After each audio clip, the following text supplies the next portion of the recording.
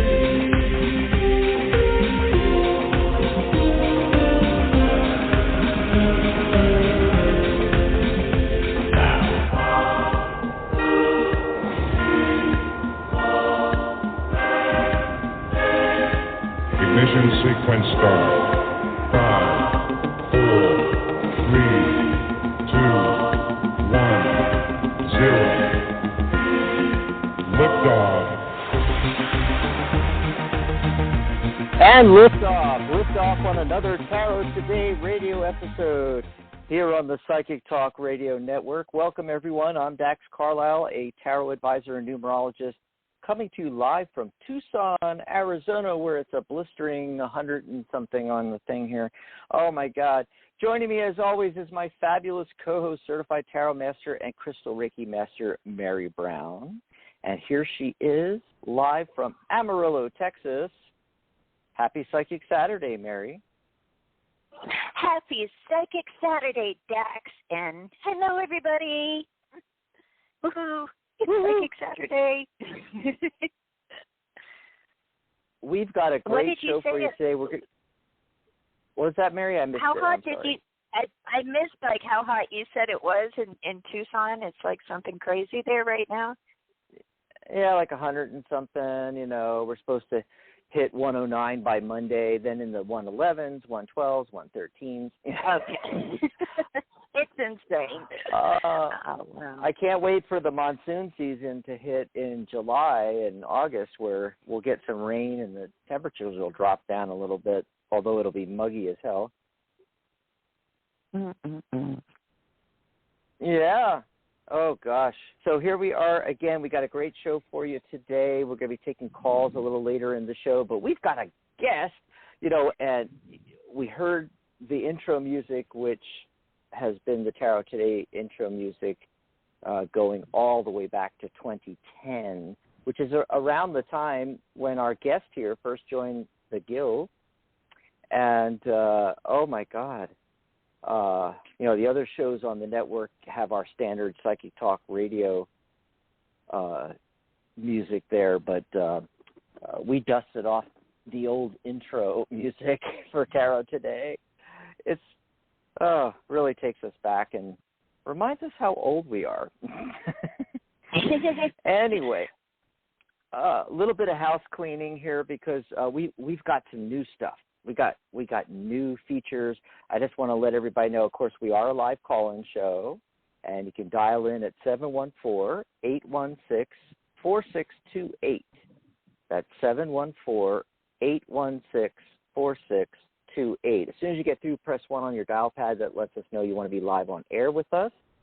And hold your spot there because we take the calls in the order that they come in.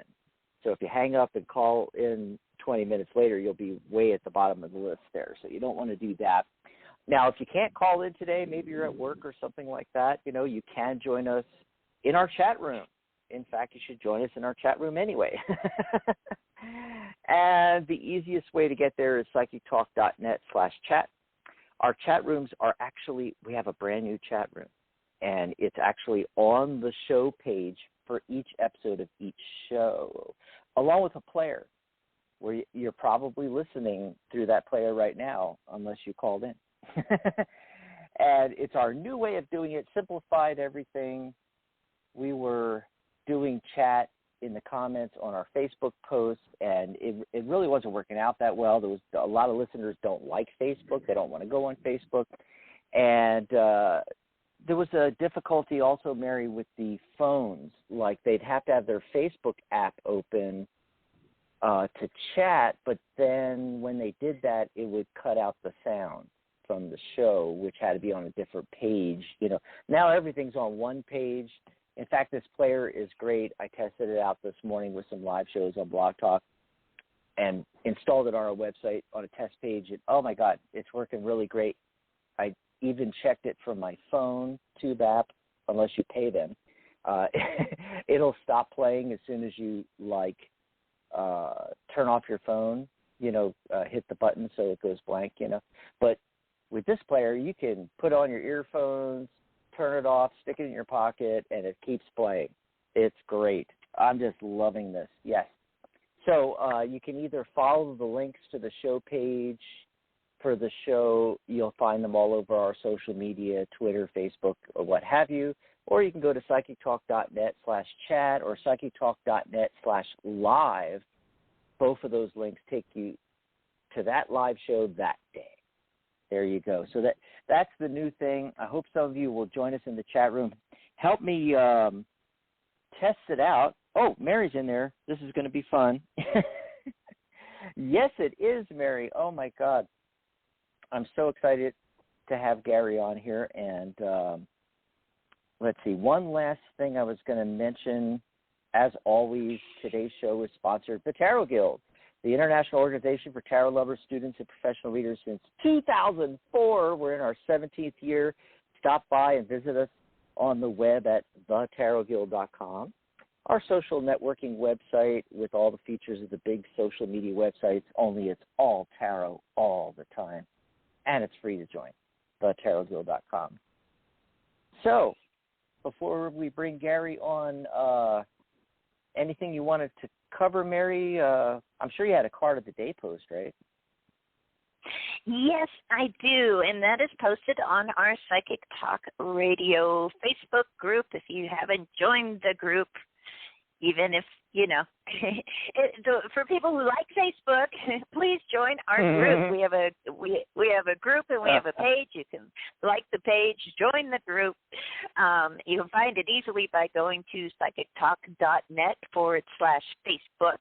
And the card of the day I drew today is from the Whispers of Love Oracle cards for attracting more love into your life by Angela Hartfield, with gorgeous artwork by Josephine Wall.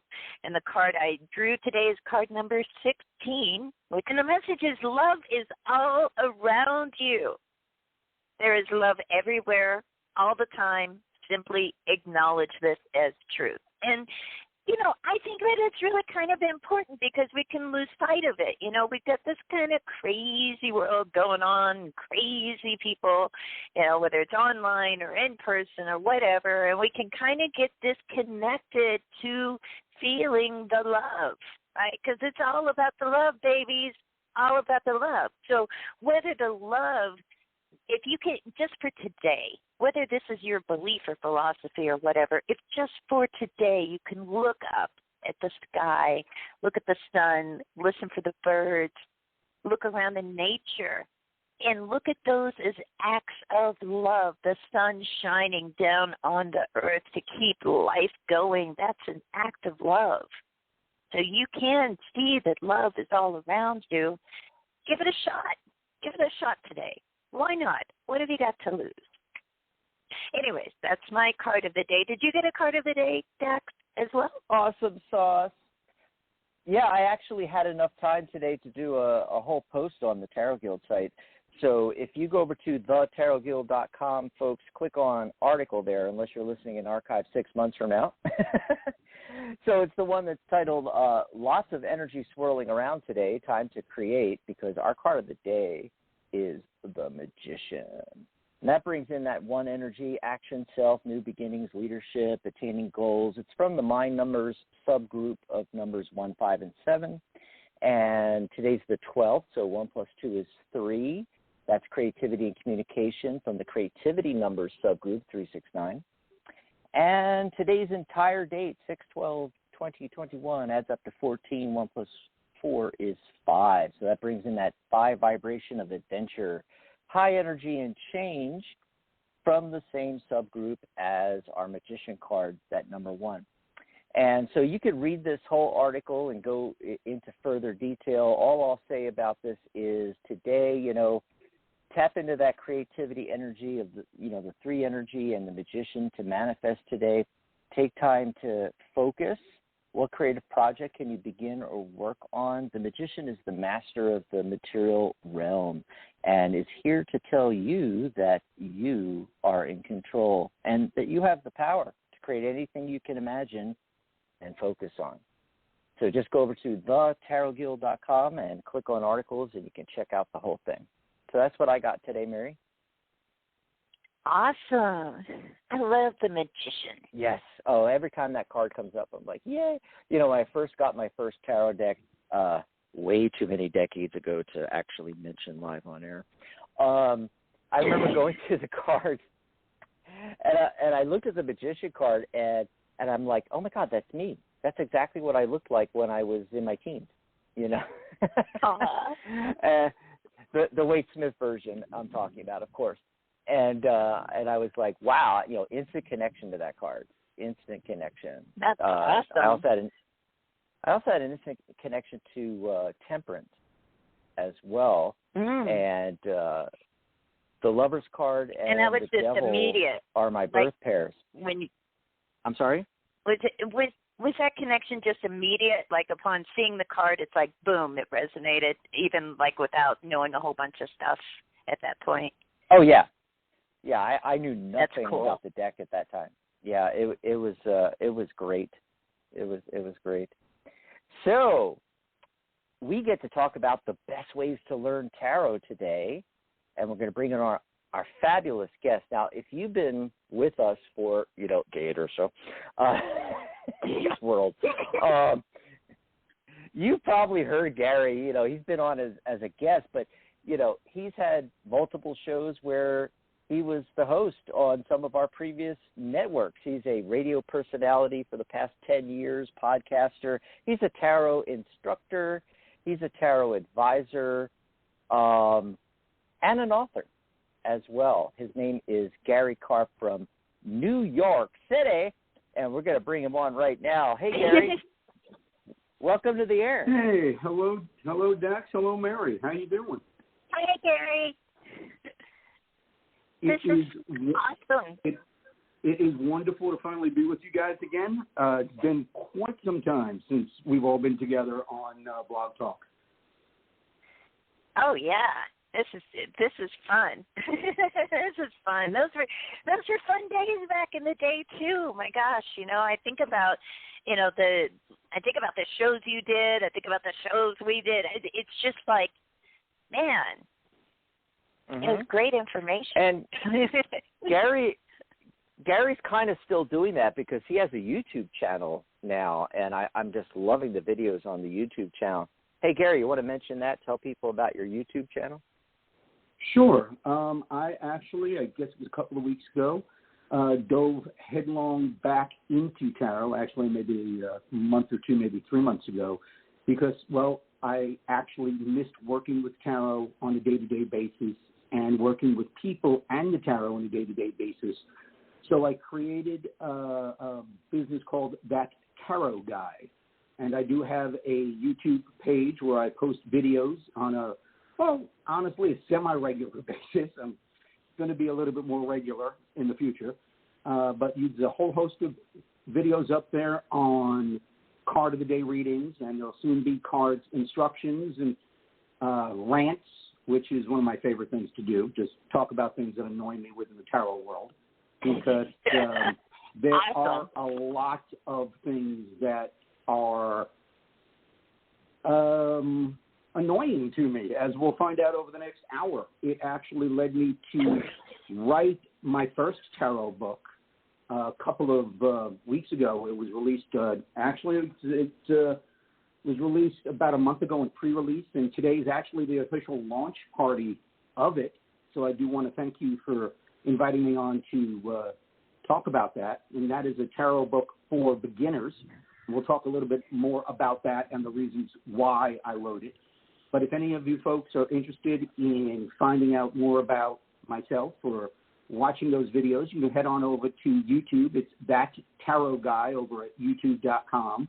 You'll find a whole host of videos there. Just subscribe and hit the little bell symbol so you get notified every time a new video goes up. I try to put a new video up every week. Sometimes it'll be more. Sometimes it'll be once every 2 weeks, but everything's going to be new there. You can also head on over to Facebook at Facebook, That Tarot Guy, and follow me over there. I do post links to the YouTube pages and the videos over there, as well as posts and teachings and rants and a whole host of stuff on that Facebook page. Website is thattarotguy.com, spelled like it sounds. Now, I have to let you know that the website is currently under construction. It's going under a major rehaul. So if you go there now, as of today, if you're not listening in archive, this is June 12th, it's probably going to get you some sort of error message, but pretty soon, in about a week or two, it'll be up and running, and you'll be able to read the articles there, schedule a tarot reading, buy products, a whole host of things.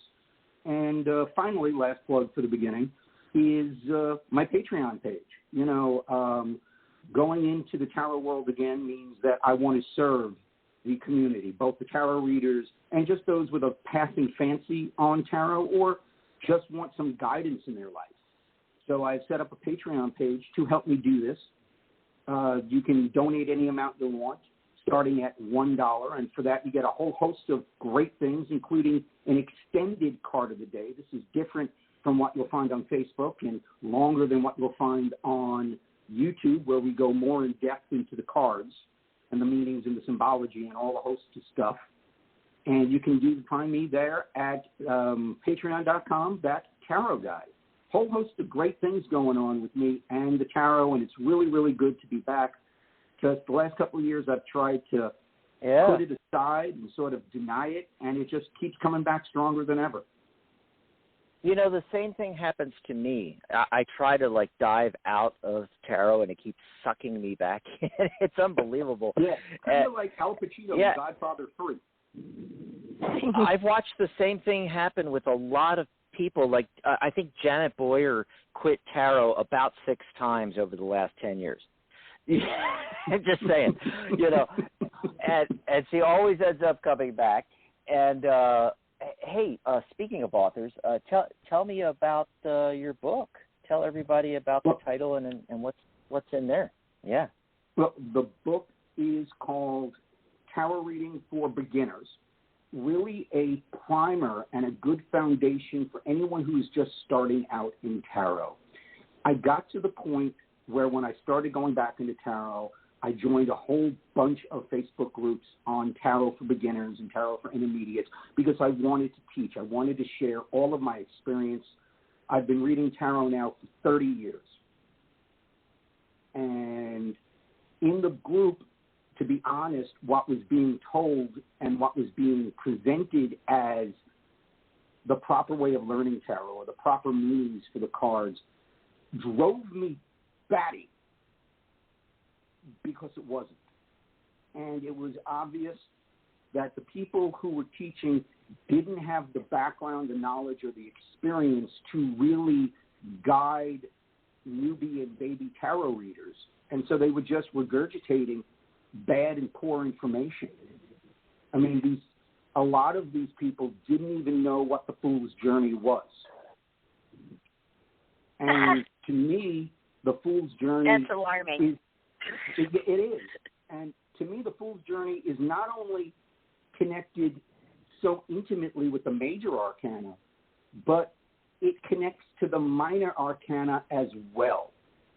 And the fact that there's a whole host of tarot readers coming up that are being told they don't need to study. They don't need to know the meanings. They don't need to know the symbology and what the colors mean and everything else, that it's okay just to use your intuition blows me nuts. So I took it upon myself to write a primer of a book that explains the Fool's Journey and goes through each of the cards in the major arcana, the court cards, and the minor arcana And it not only gives the keywords, because that is important at the beginning, but you can't stay there. It also talks about the symbology and the history of each card, the colors, what those symbols mean, what the archetypes mean. It goes in depth into each card to give a well-rounded foundation, and also shows a little bit about how to string the cards together so you're not reading statically, that you're not just reading one card and, okay, here's the magician, creation, ideas, boom, flip another card. Here's the lovers, relationships. And people today don't know how to tie those two together and really create the story that makes tarot come alive when you're doing your readings and really connect with the querent or the sitter. And I wrote this book, it's about 315 pages, to give people a well-rounded foundation for it, because I've gotten to the point where if you're going to study and you're serious about learning something, you can't take the easy way out. And Tarot Reading for Beginners is the perfect book to start your journey. It's by no means an end-all, be-all, and quite honestly, I've been studying tarot for 30 years, and I'm still learning new things. I'm still studying. I've recently taken a deep dive into astrology and alchemy and seeing how that ties so intimately into the Rider-Waite deck. Really opens my eyes, because after 30 years, there were connections that I missed.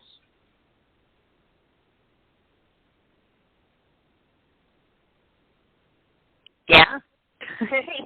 I'm just still absorbing it, and like, yeah, so much of what you're saying really resonates with me. And the annoyance, I used to be in a lot of different tarot groups. I am like in the Tarot Guild now and Psychic Talk, and I'm just like, maybe the Hermit's Cave, I still enjoy that, but otherwise it's too much noise. It's too much like crazy, bizarre, unuseful, or what is some useless, right? Not Exactly. unuseful.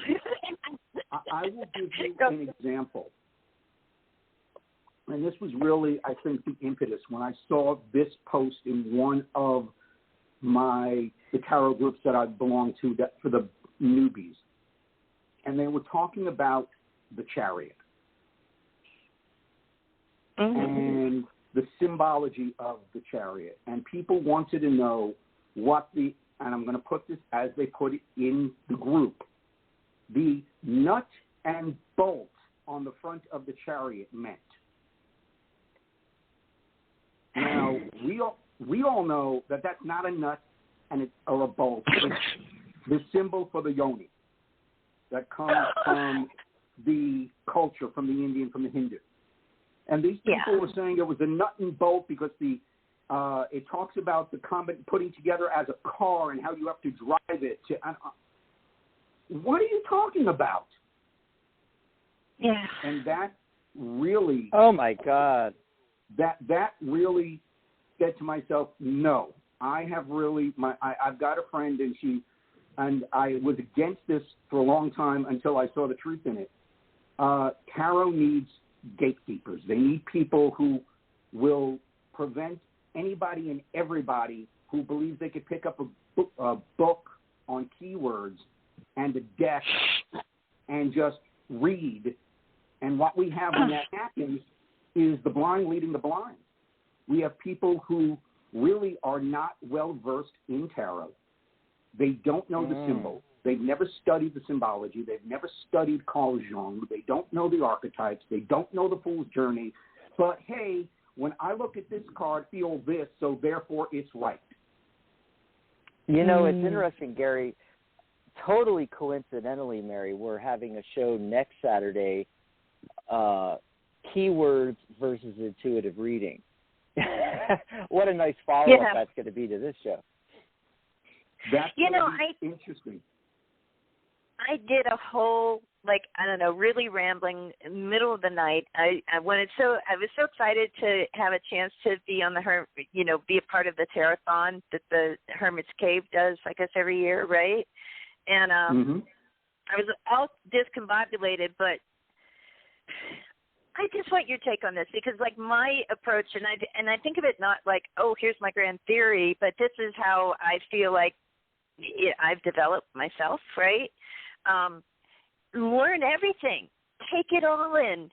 You know, just like I have stacks and stacks and stacks of ridiculous amounts of stacks of just pages I printed off from, like, you know, like Paul Hughes Barlow Hughes's Super Tarot UK site that used to be up with all the Golden Dawn, you know, opening of the key, deep stuff. I was like, oh, I love it, you know. And then, you know, stuff that like just was, you know, Avia Benefica put out on her site. You know, I mean, it's just like all this stuff, all these different methods, all these different meanings, the symbols, everything you're talking about. And I did this video of just like talking about like you're writing your thesis for your doctorate, you know, like take it that seriously. And then what sticks with you is going to kind of shape the reader you become, you know, what really you absorb. Exactly. And I agree with you 10,000%. You have to do the work. And yes, when you're starting, that work will start with keywords and books. Absolutely. But you have to move beyond that into other of the esoteric arts, right? You have to be well-rounded enough where you dip your toe into, or even further, into alchemy, into astrology, into wherever it leads you. Because there are connections. You got it. It's the gateway. Yes, exactly. It is. Well, it's actually tarot. Interestingly, could be considered a gateway drug to the whole world of mysticism and esoteric knowledge, because it does touch on everything. What did tarot lead you to? Okay, so tarot is a gateway for you. Where did that take you? That's a great question. Thanks for asking. It's interesting because it's two different. When I first started tarot, my first real tarot deck, my first tarot deck was the Merlin Tarot. I was a baby tarot reader. I knew nothing about it. And as it turns out, the Merlin Tarot was more of an oracle deck than a tarot deck. Many years later, I got my first Rider-Waite, and I picked up Rachel Pollack's 78 Degrees of Wisdom, which is still my favorite tarot book of all time. And one book that I will recommend to everyone beyond my own to pick up if you're starting. It's a wonderful, wonderful book. And where tarot led me at that moment, the gateway it opened me up to was to hypnotism, to NLP, to life coaching, to behavioral psychology. And now, many years later, as I revisit it, it's taking me into the more mystical and esoteric and magical, if you will, realms of alchemy and astrology and Kabbalah. So it's really opening my world to how the universe truly works, right? And how we can walk with the universe or be part of the universe and use the simple tools of the universe to shape our lives the way we want it to be. I mean, the card of the day you talked about was the magician, right? And the interesting thing about the magician is that, and many people miss this on the magician, is that they believe the magic in the magician is on the tools that lay on the table that were actually the tools that were in the fool's sack before he realized what he was carrying, right? The four symbols of the four suits of the tarot, and that's not really where the power comes in the magician. You look at the magician, he's standing there, and he's got one arm up towards the heavens, holding his rod, and the other hand is pointing down to the ground. The magic doesn't happen in the rod or the symbols on the table. The magic happens because the magician is the conduit between the energy of the universe, represented by the wand in one hand, being channeled through him, and then escaping and becoming material through the other hand, being driven into the ground so it can become manifest. Yeah, It's like Right. it's the will. It's not the accoutrements. Exactly. Exactly. Yeah. Right. There's a wonderful book that I read a couple of months ago that has the phrase, "It is what I will it to be." Yeah. And that also represents the magician right there. It's not, the magician isn't the opportunity to create or the promise of creation. It's showing you how to do it, which is working with the energies. When you're okay, I have a question about the book. Say I'm one of those, like, you know, cool kids on the tarot, you know, somewhere, and I'm like, man, that Thoth deck sounds pretty cool. I need, you know, I want to learn, I want to use that deck. I buy that deck and then I buy your book. How does that gel? Okay, great question. In my opinion, when I talk about tarot for me is the Rider-Waite. Okay? Yeah. I have the Thoth. I've studied the Thoth. I have the TDM. I've studied the TDM. But for me, the Rider deck is the only tarot deck you will ever need. And the book talks about the Rider-Waite deck and the images that Pamela Coleman Smith drew for those decks. They're, right. So if you want to study the Thoth deck, if you're into Crowley, that's fine. This book, while you will be able to pick up something, is really not for you. If you want to study TM, this book is really not for you. This book is concentrating on the Rider-Waite deck because I truly believe that's the only deck you need. And that's another thing, if I can get on my soapbox for a moment, that drives me nuts, which is people are like, oh, the Rider-Waite is a beginner's deck. No, it isn't. Yeah. Okay? The Rider deck is the only deck you need. The reason why you believe it's a beginner's deck is you don't want to do the work. Mm-hmm. And I know I am Gary, a lot of people off that are listening right now. And you know, yeah. Well, let me jump in. Let me jump in for a second. Yeah. Let me just jump in for a second because I want to say that, you know, when I do my card of the day posts and I talk about the numerology of the day and the card of the day, you know, it's always a Waite-Smith card, and all the symbolism, the colors, everything I'm describing is from that card. Now, it doesn't really have to be either or, because in my course I always have the students get the Waite-Smith deck or a version, and that's what we're going to learn from. But then later down, down the road, if they want to get a fancy schmancy deck, I'll get, like if I'm seeing a client in person, I'm going to pull out a pretty deck. I'll pull out one of Ciro Marchetti's decks, Oh, but I love him. in my head, Gary, I'm looking, I'm putting the cards down, I'm looking, but I'm translating them into Waite-Smith in my head. Right, and that's like visually. Right? Yeah, I'm visually. Yeah. If you know the Rider-Waite deck intimately, and you've done the work, so you've studied the symbology, you know the structure of the deck, you know the history of the deck, then you could read any tarot deck, be it a Rider deck, be it a Rider clone, be it the Thoth, whatever it is, you can read it because you have the solid foundation of all the imagery, of the meanings, of the psychology, of the archetypes. Okay? I think it really, I think that's a really, really key point because, some I love collecting decks, I just love it. But some of them are like, man, like I have the Gemstone Tarot, right? And, every card is just a picture of like a real photograph of like a crystal. And there you go. But if you have the card title and you've read Gary's book, you're going to know what that card means. It's going to have much more than just looking at a single crystal. Because you already have it in you.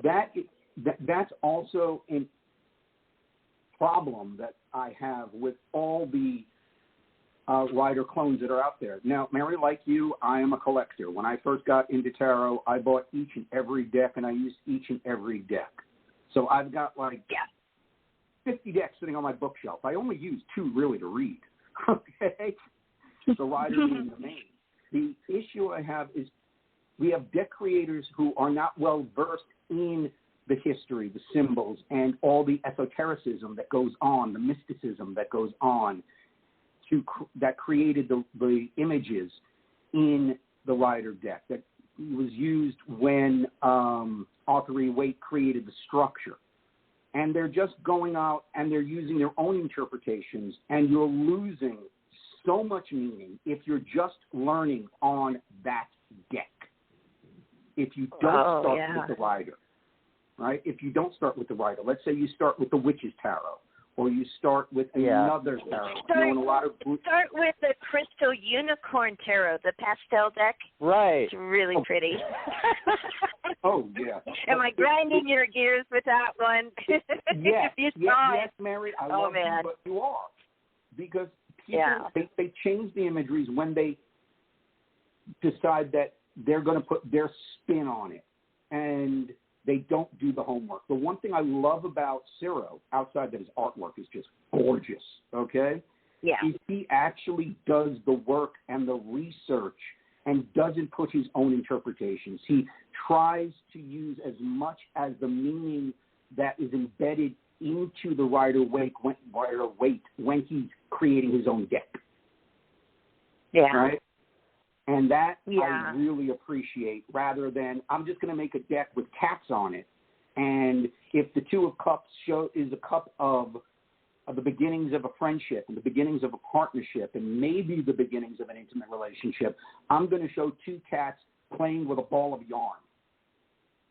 Mm-hmm. Yeah. And with the Star Wars Tarot. Oh, and Star Trek, too. People like that.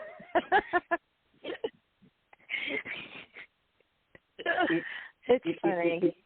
It drives me batty, especially when it's obvious that the people don't know. When you are seeing someone who's supposedly well-versed in tarot, and they're talking about the first thing you need to do is learn the 5 suits of the tarot deck. Yeah. Well, what do you feel about that? Since you brought up suits, how do you feel when they change the suits, deck creators? When it's like instead of pentacles, you've got daisies or something, you know? No, they're pentacles for a reason. Okay? Exactly. You can use artistic license all you want and create your own deck, but understand that at that moment you're no longer reading tarot. Yeah. Okay? It's as simple as that.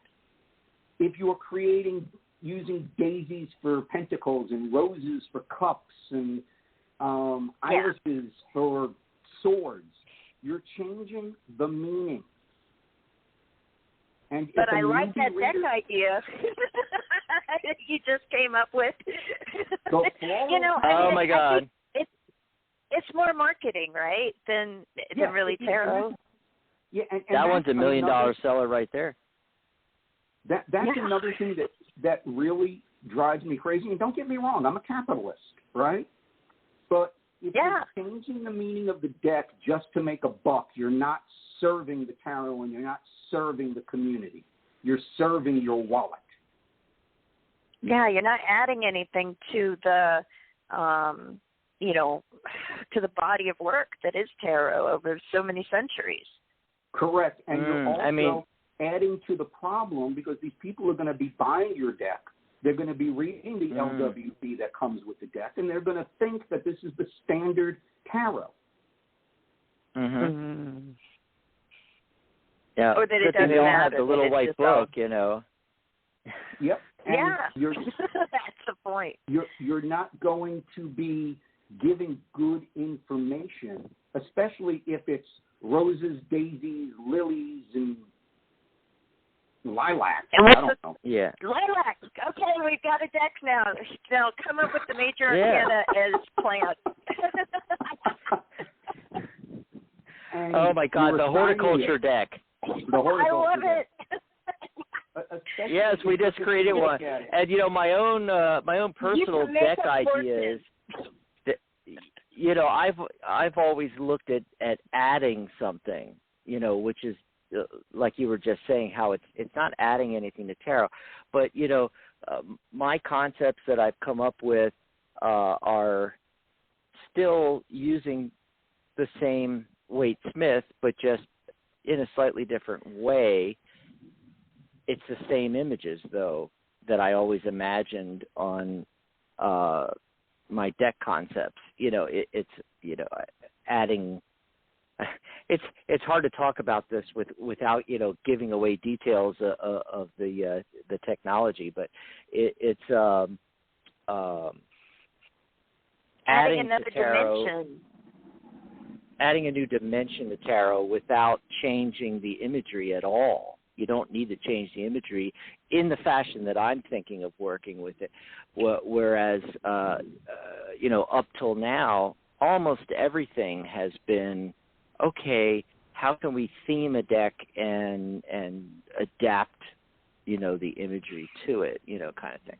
Mm-hmm. It's an interesting conundrum, for lack of a better word, because I can understand the desire to want to put your own spin, especially if you're creative. But you also have to make sure that you have enough knowledge, if you're going to be a deck creator, that you are not straying too far so you change the meanings of the cards. Yeah. And you also want to make sure that you are contributing to the tarot community and to the world at large, and you're not adding to the problem simply because you want to make a Harry Potter or a Star Wars themed deck or a Star Trek themed deck or a, pick your subject deck. Yeah. Just baseball. because you thought it would be cool. There's a baseball deck. There is Hello a baseball Kitty. deck, yes. And Hello Kitty, that's a big one. There's a Hello Kitty oh boy. deck, really. Okay. Yeah.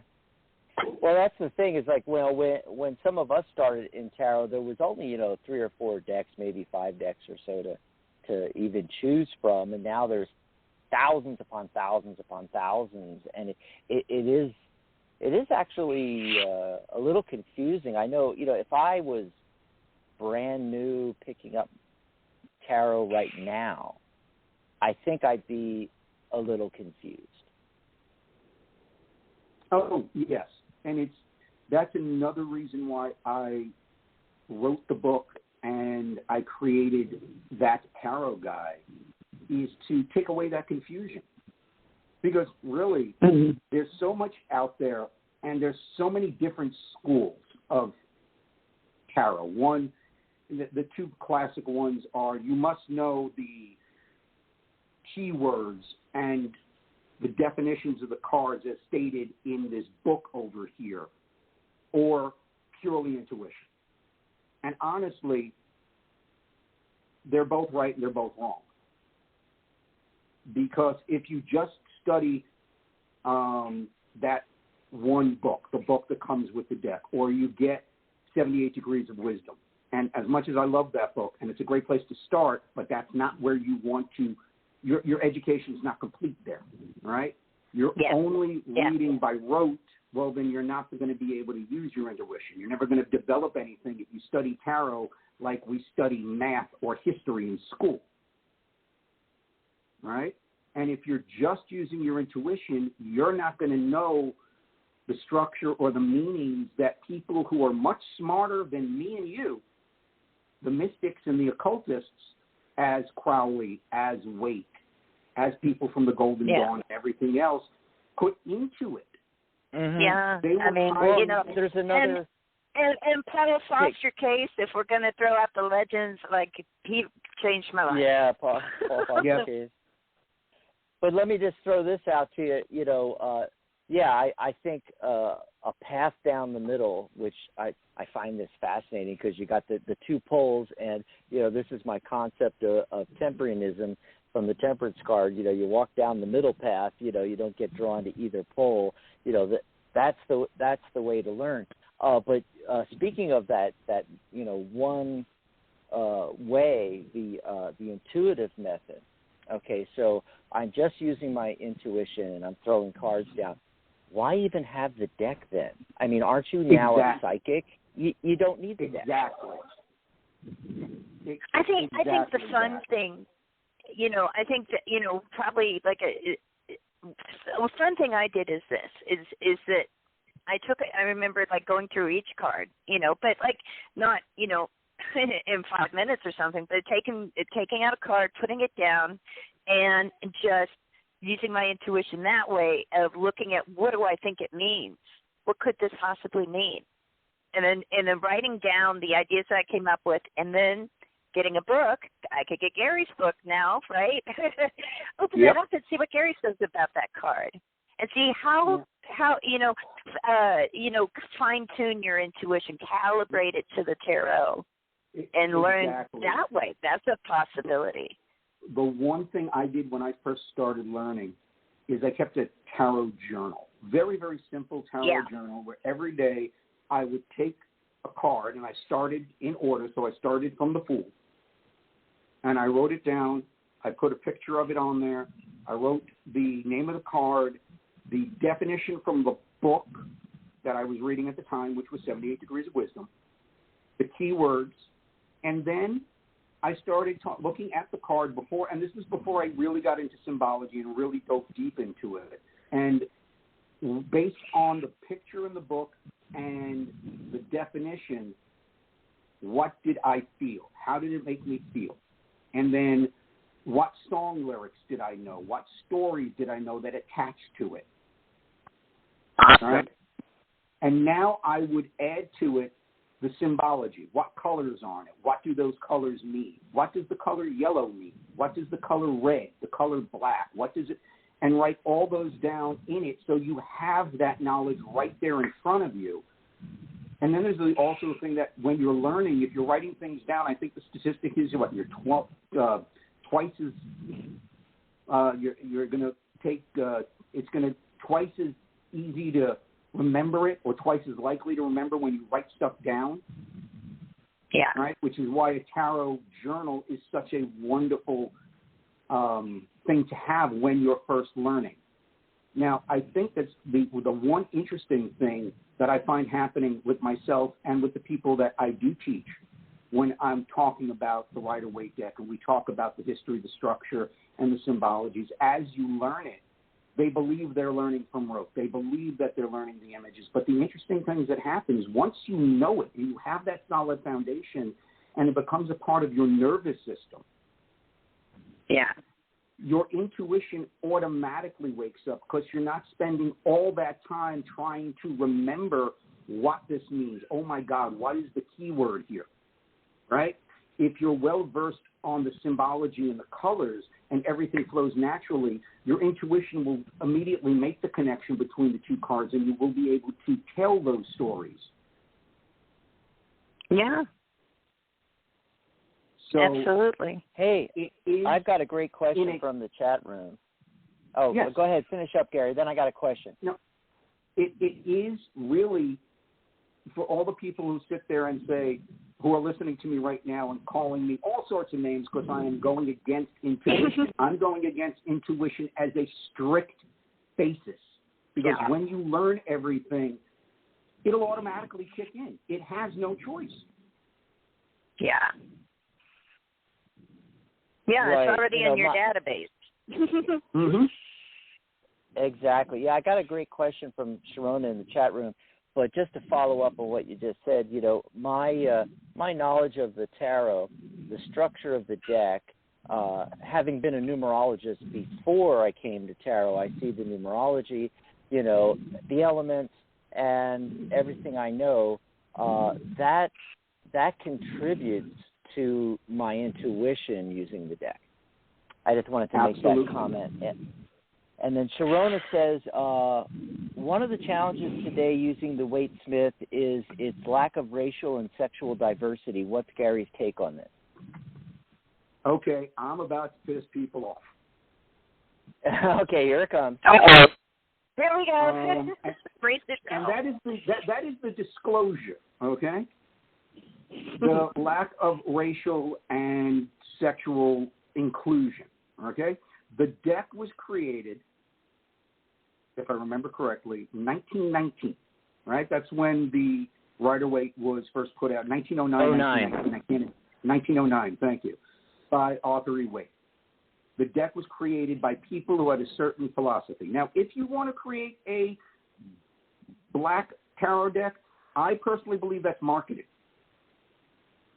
I really do. I don't think that anyone, that U.S. Games or whoever is putting out these decks are putting it out because they want inclusion. The only color they care about is green. Now, for myself, personally, and I am a 55-year-old white male, okay? Uh-oh. There's the problem right there. Sorry. No, I'm just kidding. But, hey, I've got something big on this, so let me jump in because this is the thing, I mean, I'm LGBTQ. Everybody knows. And, when I sit down and I do readings for other transgender, gay, lesbian, the sexual diversity we're talking about, I'm still using the Waite-Smith deck, Yeah. and they don't have a problem with it. Now, this is what I'm going to say about that. I'm going to say that, I like how some of the new decks have addressed this. There are racially diverse decks. There's sexually diverse decks. There are gay-themed decks. And if you, for reading for yourself, want to get any of those decks and you're more comfortable with that imagery, hey, go for it. If you are serving wait, let me finish the whole thing, Gary, because you'll see where I'm going with this in just a second. I'm going to drop the big bomb that people don't want to hear. The other thing is if you're a professional doing readings for people and you want to have a variety of decks that are pretty or that match certain sexual demographics, certain demographics, sexual, racial, or otherwise, hey, go for it. Totally, absolutely go for it. All right, here's the big bomb, and people don't. A lot of readers read in different ways, and so they have a different take on this when working with a client. Nowadays, for what I'm seeing, 90% of readings or more are happening online or over the phone. They're happening in Zoom sessions. I do one reading for a client in person for every 150 I do online. Okay. Mm-hmm. So I'm doing the reading for somebody here in Tucson. I pull out the pretty, Ciro Marchetti deck or one of the other decks. If they're into animals, I actually have a wonderful animal deck now. But in general, I'm using Waite-Smith over the internet, and this is the thing: the deck is not for the client. If you're a professional, the deck is for you. And the deck doesn't have to be racially or sexually diverse. They never see the deck. They don't. You're really the one care. reading. Most clients here's my response. Don't care. Here's my response to that, and to address Sharona's question directly. If you want, and let's take the LGBTQ community since you brought that up, and you're going to get a gay themed deck. And let's just deal with the major arcana. And the person who creates this gay themed deck turns the Empress into a man. Or they show the Lover's card or the Devil card with same sex. Doesn't matter if it's two men or two women. And the same thing could be true of the Two of Cups as well. Right? Well, in the Fool's Journey and in the structure of the major arcana, you meet the divine masculine in the Magician, and you meet the divine feminine in the Empress. Right? And the whole yes, journey and you're also is to getting integrate diversity right there. The whole journey is to integrate both of those parts of your nature. And that's why we have a hermaphrodite in the world. If you change that imagery, you are losing that entire journey and the meaning of every card that comes after it. Mm-hmm. Okay? Well, I have a follow-up on that I want to say.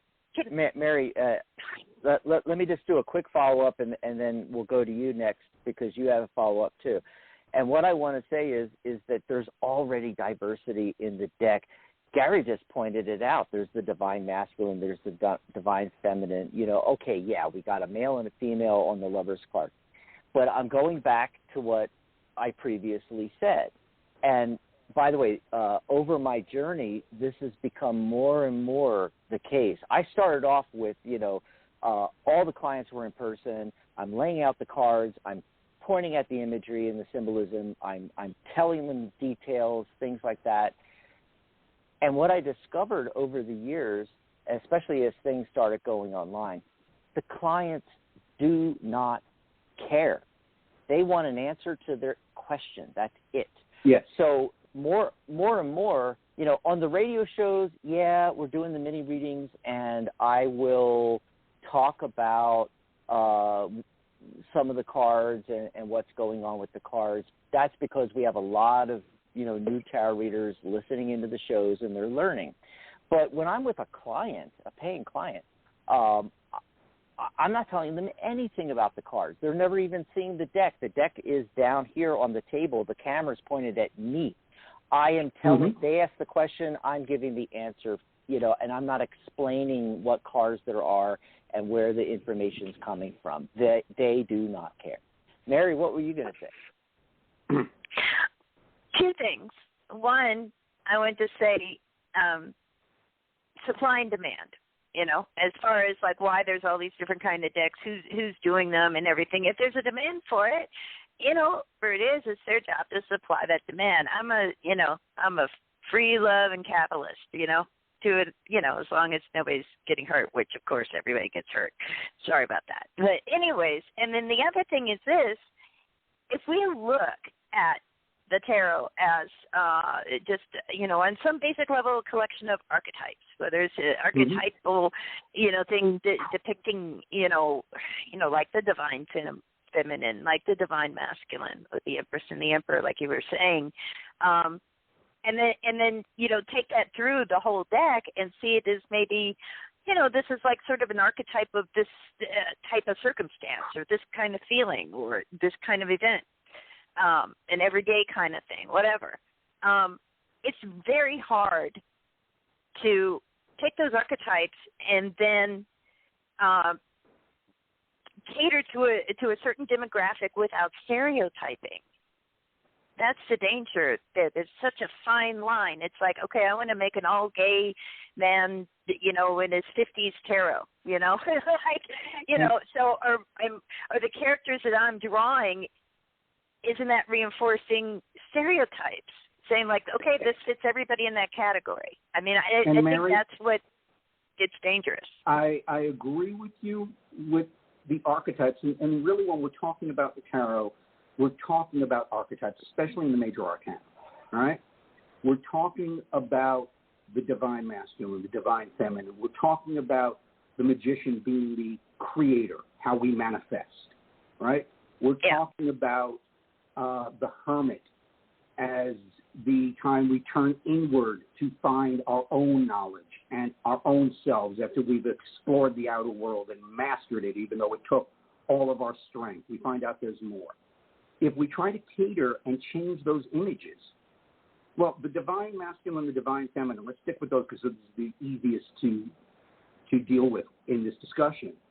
They don't have, that's not a gender role. That's not even a sexual role.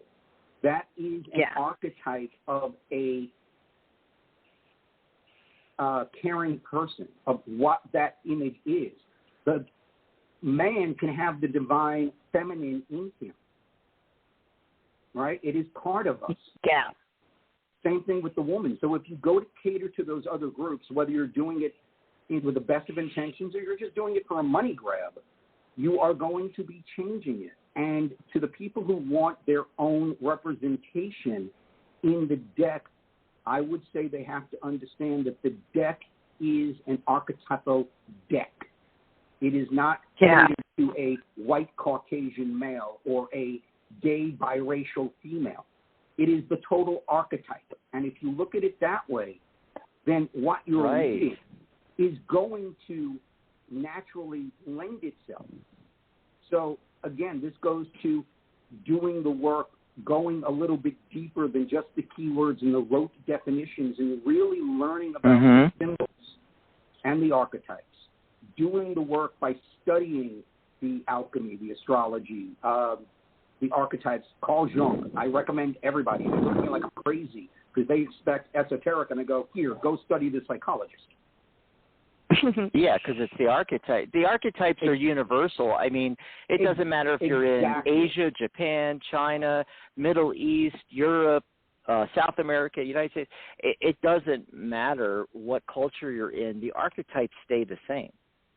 Exactly. Yeah. The divine feminine is the divine feminine is the divine feminine. Yeah, if you humanize it, you get rid of the divine. Exactly. And you also run the danger of changing the meanings of it. The magician is masculine because male energy, traditionally, esoterically, is an active energy. Yeah. Okay? The female, the Empress card, is a receptive energy. Yeah. Right? And if you change that, you're changing the entire meaning. By the way, that brings up a question in the chat room from Sharona again, where she's writing a guidebook and she's having trouble adjusting this. She says, let me read this here, addressing the concept. And what she's talking about is tarot polarity, especially with things like swords and wands being masculine and cups and pentacles being feminine. And what I told her back in the chat room is when I teach, I talk about them as passive or active. You know, that it's based on the polar basis of our dualistic universe. That's why it's there. And you know, I sometimes instead of passive, I'll say receptive. But it's, you know, active or passive versus masculine or feminine. What's your take on that? That is a perfect way of describing it. It is not masculine or feminine. It is active and receptive instead of passive. I like the word receptive better. It describes it better. Unfortunately, we have been given layer upon layer of bullshit, pardon my language, that says that the woman has to be passive. So we associate that. But at its heart, it's really receptive. If you look really at the Hermit, and in the Hermit card, when he in the lantern, we see the Mogan David. It's a 6-point star. But if you look at what that 6-point star really is, it's an alchemical symbol of the active energy, or the masculine, and the receptive energy, the feminine, together. You know, I think if anybody that's studied like especially one of the Romance languages, like French, where you have male and female, you know, words and you know, identifiers like the, you know, the book, you know. The word "the" in our English language is kind of like it's neutral, right? It's just sort of neutral. In French, it could be "la" if it's feminine, "les" if it is masculine, and that also it's part of a system. It's part of a system of grammar. So I think that the idea of masculine and feminine in the tarot is a part of the system of tarot. Yes. It doesn't. We don't have to get emotional about it. You know, it's just like learning a language, literally. And Yes. also elemental dignities, people. You better learn your elemental dignities, okay? How do you even Yep. do that if you don't have something that's active and passive and neutral? Two cards together, two fire energies. You know, what does that do? Do they have a kind of a neutralizing effect on each other? What about two, you know, passive water? Well, what's going to happen when you mix water and water? We got to, you know, include that, people out there. And that, Mary, you're hitting on everything, and maybe you're communicating it better than I tried or I am doing, but you're absolutely right. These are the things you have to know, and when you know these things, then all the other identification questions go right out the window, because you do understand it doesn't matter if you're straight or gay. It doesn't matter if you're black or white. It doesn't matter if you're male or female. There's a higher game at play here. And it translates as a language, and that is the perfect definition for tarot. You are learning a language, like math or music, same thing, is a language, like the Romance languages. And there is syntax and there is context, and you have to know how to put the languages together, right? That a adjective comes before a noun, because if you say dog pretty, it doesn't make any sense. Yeah. If you say pretty dog, people understand what you're saying. Exactly. Oh, let me jump in, because it's already the top of the hour, and God, we could talk to Gary about this stuff for like an entire afternoon. Let's do it. Let's do it. Oh God, yeah. Yeah, unfortunately, the network doesn't give us that amount of time, you know, or I would. But we want to get to a couple of phone calls maybe before the end of the show. Gary, are you game for that? Take some calls? I am definitely game for taking calls and answering questions. And if you'd like to have me back to continue this discussion, because I could talk about this for hours. As you can tell, I'm extremely passionate about this. I'd be more than happy to come back at any time that you want me. Just hit me up, but I'll be here answer any questions that comes up on the phone calls. Okay, it would be great to have you back. Before we go to the phone calls, though, a couple of things. One, Gary, again, how do they get your book? Well, the easiest way to get my book would be to, and I'll put this in the chat room, if you guys want to hit me up through Facebook, you can DM me or leave a message on the Tarot Guy page. I will put a link in there so you guys could PayPal me. The book, by the way, is $12. So if you want to pick up the book, it's $12. You can PayPal me. I'll put that link in the chat room. You can send me a DM, and I can send you that link as well. And you'll be able to pick up the book and learn and have a wonderful time. Also, I'm just going to reiterate, if you'd like, head on over to patreon.com/thattarotguy and drop $1 into my tip jar. For that amount of money every month, you can get access to my daily rants, as you heard me speak if you've been listening to the show. Also, extended card of the day readings, and really the extended card of the every other day readings. I hope to get a little bit more regular on them. Yeah, that's how it's been really for me lately. as well. I'll get all these links onto the show page, so everybody listening in archive, hey, just scroll up.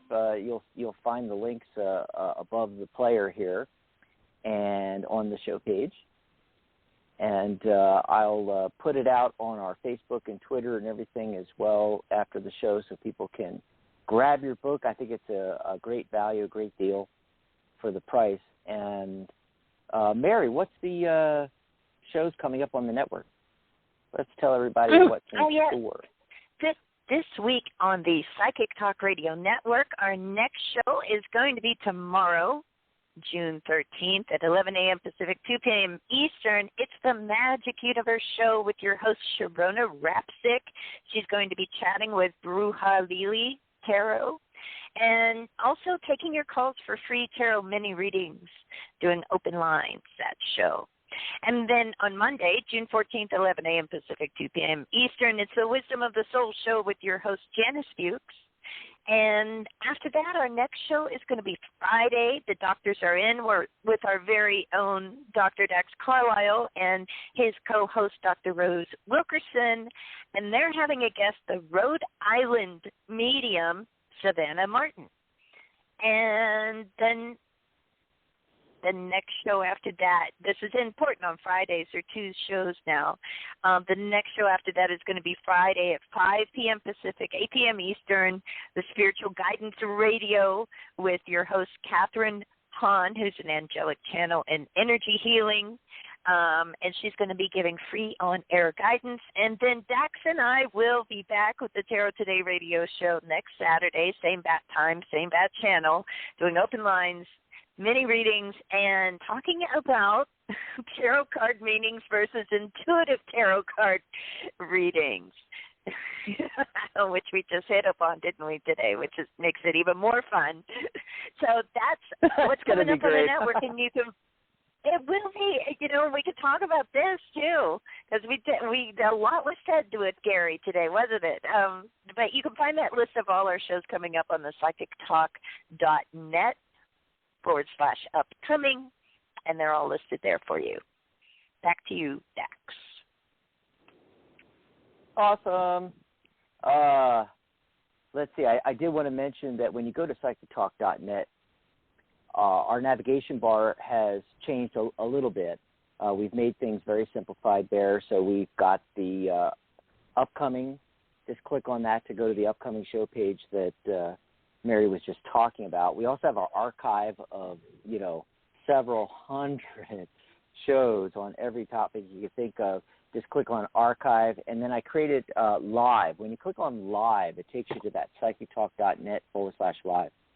And that's our very next live show. So, if you're wanting to listen to, there's a show coming on that day, just go to psychictalk.net and click live, and it'll take you right over to that show page. And the chat room will be there, the player to listen to the show, the call-in number, all the information, right there, all in one place now on psychictalk.net. Wow. Okay. We are way over time here. Let's see if we could squeeze a couple of calls in before the end of the show. But if we don't get to your call today, remember, write it down, psychictalk.net/live. It'll take you to Sharona's show tomorrow. And it's the same phone number, 714-816-4628. Write that down because Sharona and her guest will be taking phone calls tomorrow as well. Let's see. Who's been waiting the longest? We're going to bring on area code 307. Caller, what's your name? Where are you calling from? 307, are you there? They've been on hold for so long, I think they took a nap. Okay, we'll come back to 307. Caller 307, get ready. We're going to come back to you in a second here. Let's try the next caller. Hello, caller, you're live. What's your name? Where are you calling from? Hi, Dr. Dax. I'm Mary Brown. I've listened to you for the years, and I'm not good in tarot, but I'm glad you do the show. I have a question, please. I have learned tarot from you. I'm not kidding. But I'm not good at it. Awesome. I'm still practicing. Yeah. Anybody wants to learn tarot, this is the place. I have a question. A job. I have a job. I have a job that I was told to leave for 2 weeks, and I like to know my job that I work with starts with the letter E. If I'm going to be going back to the company, please.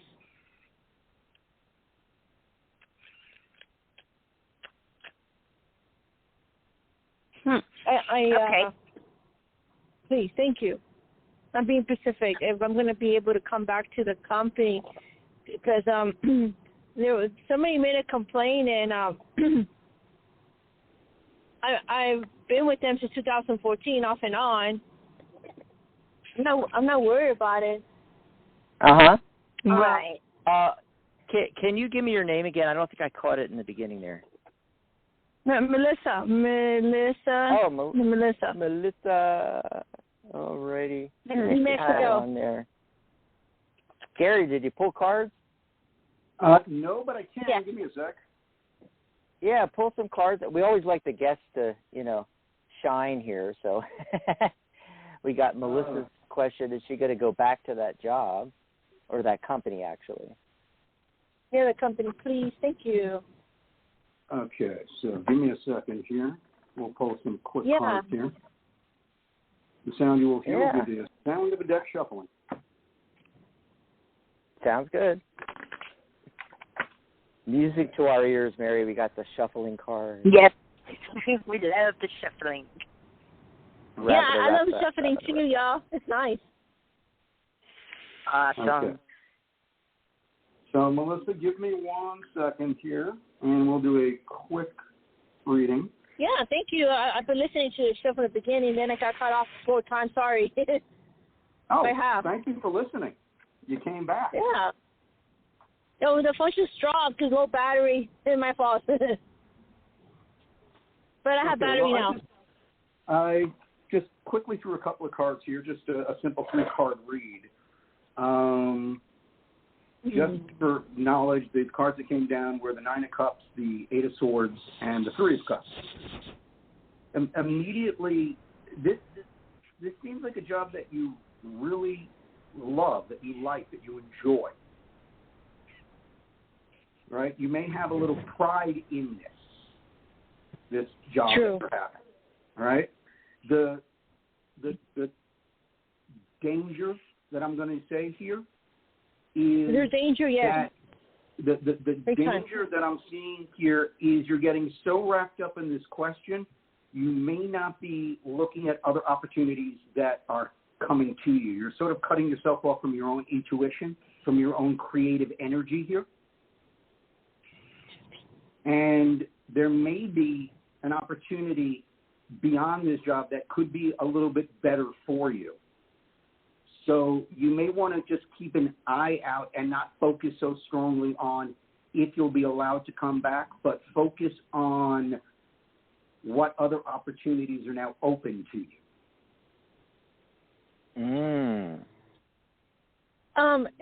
Real quickly, may I please, sir? Is this job I was under for clearance?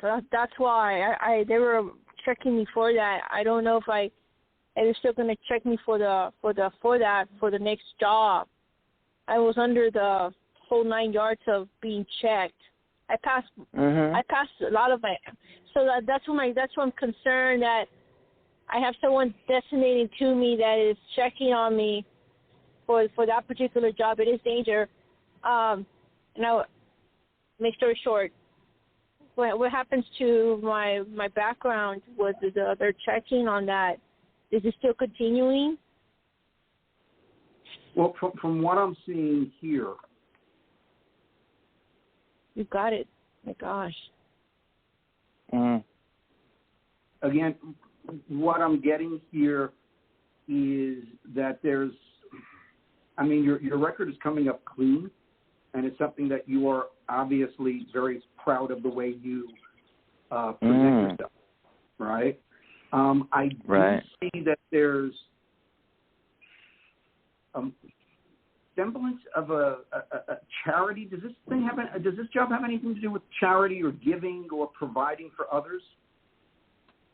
Yes, sir. Yes, sir. Yeah. Oh my God, yes, sir. I do see this, and again, what I'm looking at here, I just threw some other cards. What's interesting is both the King and the Queen of Wands has come up in other cards that I've thrown, which is a very passionate thing. Now, I still see that I'm getting the feeling that it's still going on. You're not out of the running by any stretch of the imagination. And it will need to be used both sides of you, whether there's an artistic and a business side to this as well. I don't know, but it seems like it's going to challenge you on both ends. And again, the one thing that I keep coming back to is just closing yourself off to the other opportunities and what your gut is really telling you. Yep. Interesting. I hope that helps you out, Melissa. And yeah, thank you. Don't Thank you, forget, sir. You're very good. Thank you. we'll be back Thanks next for Saturday. calling. You can call on tomorrow's show and Friday and Saturday as well if you have additional questions as well. And, okay, we have time for maybe one more. Let's go back to that area code 307 line and see if they picked up. Let's see. 307. Caller, are you there? Hi. Yes, I'm here now. What's your name, hon? What's my your name, hon? Where are you calling in from? My name's Alyssa, and I'm calling from Wyoming. Awesome. Wyoming. What's your question? I just recently I got a new job, and I kind of just want to know if it's going to work out, and if it's going to lead to more opportunities, or is it going to be like just a dead end job?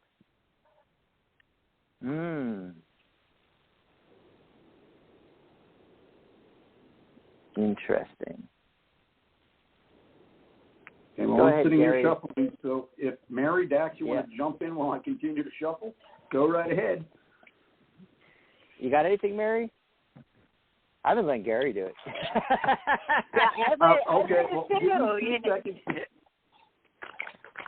Is it going to be a dead end job, right? Yeah, or will it lead to more opportunities? Well, lead to more opportunities. Look. Okay, I'm sorry, I didn't get your name. Alyssa. Oh, thank you, Alyssa. From what I'm seeing here, yes, it's going to start off really, really good, and then you're going to start to focus on the negative aspects on it, and things are going to go sideways for you. Okay. The good news in the sideways situation is that ultimately it's going to show you more of what you want and, more importantly, what you don't want. Okay. Right? So you'll gain clarity. Okay. I won't say it's a dead-end job, and my definition of a dead-end job is something that's not creative, very repetitive, doesn't challenge you in any way, right? It just becomes a paycheck. Okay. And yeah. I think that you're looking at this as something more that it will allow you to grow, that will allow you to progress. And yes. after a few months, you're going to start to feel confined by it. Okay. And that's going to have a total shake-up for yourself. Not necessarily the job, but you. Okay. Okay? That there'll be some changes in you that says, no, this is not what I want to do. Okay. Yeah, there's just a lot of driving involved in it, and I use my own car, and I don't get paid for the miles on my car and stuff. And so, and it's like 2 hours worth of driving a day, you know. Oh, geez. And so insane. I've done that in LA. It's awful. Oh yeah. It's half your life. Yeah. I don't know. It's a security job, job position, but I'm gonna try it out. But I don't know. It sounds like it's, if it's not really gonna pay for the amount of wear and tear I put on my car and the gas and stuff. Right. Well, one of the cards. A stepping stone. Yeah, well, one of the cards, the three cards that I threw just to give you some knowledge on this, were the Four of Wands, the Five of Cups, and the Tower. I got the Five. Right? And what I'm Cups cluing really in on is that Five of Cups and the Tower. That leads me to believe that eventually you're going to start to look at the negative aspects of this job more than the positive aspects, and you're going to find a shift in yourself. Okay. Right. Yeah. Okay. Thank you so much. Thanks for the call, Alyssa. Oh, you're welcome. Thank you. Enjoy the rest of your weekend. You too. Have a great night. Bye-bye. Remember to visit us on the web at thetarotguild.com. This is the place, like our one caller said, to learn tarot for sure. Let's see. I wanted to mention don't forget to tune in tomorrow for Sharona Rapsik's show, Magic Universe, chatting with Ruja Lily Tarot. We've got the Rhode Island Medium this coming Friday next week, and, of course, new day and time for Catherine Hahn's show. And I can't wait for next Saturday, tarot card meetings versus intuitive tarot readings. It's a nice follow-up to this show, you know. And Gary, feel free to join us in the chat room. Oh, I will definitely be there. Oh my God! Awesome. And we want to thank our special guest, Gary Karp. And remember, all the links will be on the show page, and you can catch him on YouTube, That Tarot Guy, and of course Facebook as well. And message him and grab the book, right, Mary? Yes, please grab the book. Yeah. It's 315 pages. It will give you everything you need to have a solid foundation to start your tarot journey. Do it now. Do it today. Absolutely. It was a lot of fun, Gary.